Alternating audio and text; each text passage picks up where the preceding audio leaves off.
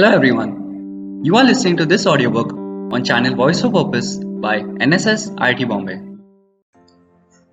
Let us begin today with an idea of what a pandemic is. So, a pandemic is defined as an epidemic occurring worldwide or over a vast area crossing international boundaries and usually affecting a large number of people. What did I say? An epidemic? What's that? An epidemic is a disease that affects a large number of people within a community, population, or region. You people may have been thinking, is this guy fooling us? What's the difference between epidemic and pandemic then? The significant difference is pandemic is something that spreads out to a different countries or continents. So this is the crucial point. Now we indeed have a clear idea of what a pandemic is.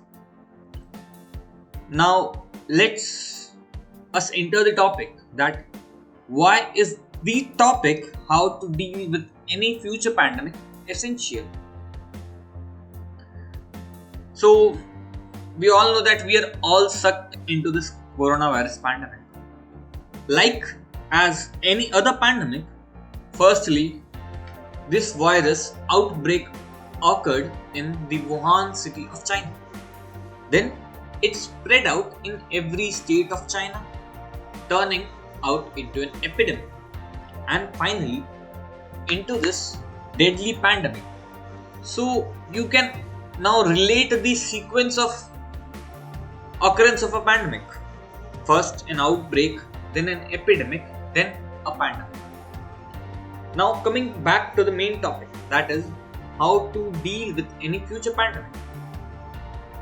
Seriously, a very important question to think out for. No doubt, Covid-19 will not be the world's last health emergency. There is an urgent need for sustainable health emergency preparedness to deal with the next one. So here are some points in which we or the government can look upon. So the first point is reduce deforestation. Let us discuss this point with some research reports which state that the risk of the pandemic becomes even higher when countries cut down forests to make room for roads, agriculture or infrastructure, because they are also creating new edges of forests which can increase exposure to animals with diseases that can infect humans. The words clearly show the importance of reducing deforestation. This also reduces the greenhouse effect, resulting in smaller number of new diseases taking birth every day. Coming to the second point, limit the global wildlife trade. The wild animal trade puts species in contact with other species and other diseases that they likely would have never encountered naturally in the wild. As soon as these animals are traded internationally, the risk of a small zoonotic disease outbreak turning into a full-blown pandemic suddenly increases exponentially.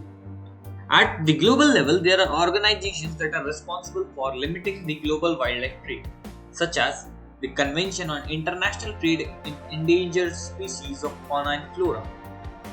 So-called CITES is responsible for monitoring the wildlife trade, while regional networks known as WENS enforce regulations locally to effectively tackle the illegal wildlife trade. However, this organization's budget must increase. That's what the report states. Coming to the third point. This point is very important. So the point states that we should increase the access to early virus detection. Let us begin with some facts discovered by recent research works. On December 31, 2019, the first case of Covid-19 was confirmed in Wuhan, China, right? However, listen this point carefully. However, recent research revealed that the virus has already been racing through the city undetected since November, triggering a pandemic that soon spread to every corner of the world. Isn't it horrifying? That means an early detection could have stopped the whole process precisely at the beginning. No doubt. So, the key to preventing these silent outbreaks is investing in research programs to detect disease spread at its source as soon as it arises. So, these were some important crucial points to keep in mind. And thank you for being with us.